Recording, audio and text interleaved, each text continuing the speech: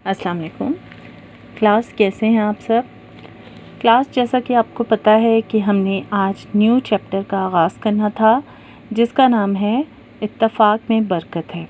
ये आपको ख़ुद भी पता होगा, आपने स्टोरी भी पढ़ी होगी कि इत्तफ़ाक़ में बरकत है। अगर नाइत्तफ़ाक़ी होगी तो उससे नुकसानात होंगे। ठीक है, अल्लाह ताला ने इत्तफ़ाक़ से रहने का हुक्म दिया है। तो इसमें जो है एक इब्न इंशा उर्दू के एक अज़ीम शायर थे जो मिज़ाह निगार और सफ़रनामा नवीस हैं। उन्होंने मशहूर तसनीफ़ उर्दू की आखिरी किताब में माज़ी की चंद मशहूर कहानियों को दिलचस्प और पुरमज़ाह अंदाज़ में दूसरी दफ़ा का ज़िक्र है के उन्वान से तहरीर किया है। इनमें से एक कहानी ये भी है। बच्चों, आज हम इस चैप्टर को हाफ़ पढ़ेंगे और इंशाल्लाह कल हम इसको कंप्लीट करेंगे। इसकी रीडिंग आप गौर से सुने, इसकी जो है एक्सप्लेन मैं इसको कर दूंगी, बल्कि आपको रीडिंग से ही ये समझ आ जाएगा। तो इंशाल्लाह कल इसकी हम एक्सरसाइज जितनी हो सके वो भी कर लेंगे और इसको कंप्लीट करेंगे। आपने यकीनन बूढ़े और इसके बेटे की वो कहानी ज़रूर पढ़ी होगी जिसमें बूढ़ा अपने बेटों को लकड़ी के गड्ढे से लकड़ियाँ तोड़ने के ज़रिए ये पैगाम देता है कि इत्तफ़ाक़ में बरकत है। अब इसी कहानी को नए और पुरमज़ा अंदाज में पढ़िए। कहानी की बुलंद ख़्वानी दुरुस्त तलफ़्फ़ुज़ और तासुरात से कीजिए। चलें जी, हम शुरू करते हैं कहानी। एक बड़े मियाँ जिन्होंने अपनी ज़िंदगी में बहुत कुछ कमाया बनाया था, आखिर बीमार हुए। इनको और तो कुछ नहीं कोई फ़िक्र थी, तो ये कि इनके पांचों बेटों की आपस में नहीं बनती थी।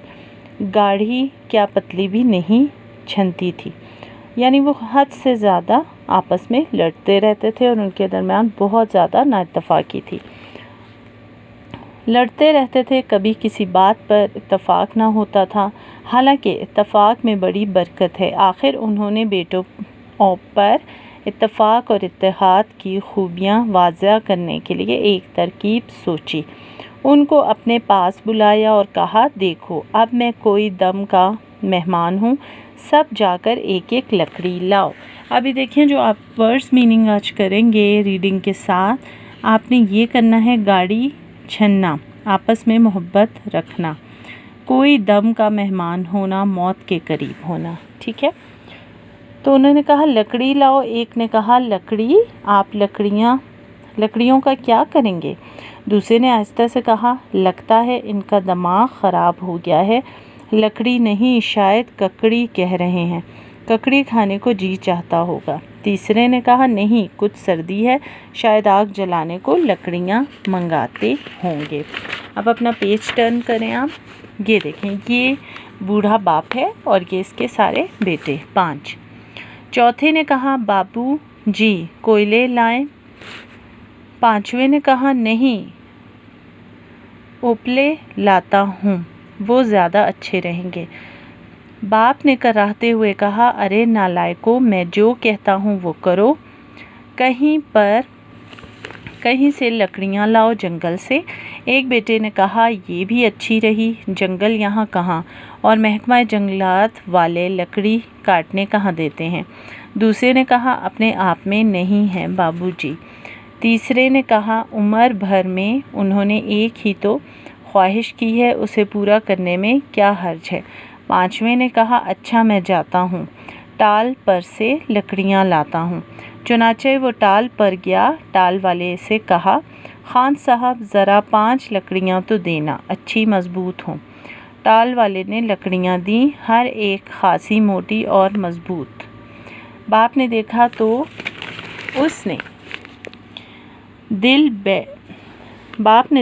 तो उसका दिल बैठ गया। ये बताना भी खिलाफ़े मसलहत था कि लकड़ियाँ क्यों मंगाई हैं और इससे क्या अखलाकी नतीजा निकालना मकसूद है। ठीक है, यहाँ तक हमने आज रीडिंग करनी है इसकी। ये एक पैराग्राफ इसका रह गया है। आखिर बेटों से कहा, अब इन लकड़ियों का गट्ठा बांध दो। अब बेटों में फिर चेमगोइयाँ हुईं।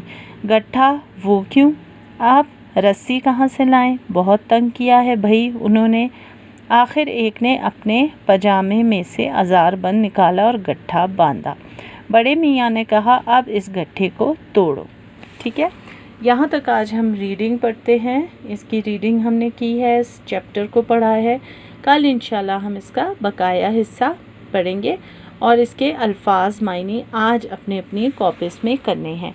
शुरू के बच्चों मैंने आपको बता दिए हैं। उसके बाद ये देखें, इस पेज पे है उपले, गाय भैंस का गोबर, जिसे थाप कर ईंधन के तौर पे इस्तेमाल किया जाता है, जिसे पाथियाँ कहा जाता है। टाल, वो जगह जहाँ लकड़ियाँ फ़रोख्त की जाती हैं। लकड़ी का टाल जो होता है वो तो बच्चों आपको पता होगा। उसके बाद है खिलाफ़े मसलहत, नसीहत के ख़िलाफ़, हिकमत के ख़िलाफ़, चेमगोइयाँ होना, बातें बनाना, आपस में राजदारी से बातें करना। ठीक है, यहाँ तक आपने अल्फाज मायने करने हैं ताकि आप पे एकदम से बर्डन ना हो। आपने ये कंप्लीट करना है और इंशाल्लाह हम कल इसको कंप्लीट करके इसकी एक्सरसाइज करेंगे। ठीक है, चलें कल इसको कंटिन्यू करते हैं। तो तब तक के लिए अल्लाह हाफ़िज़।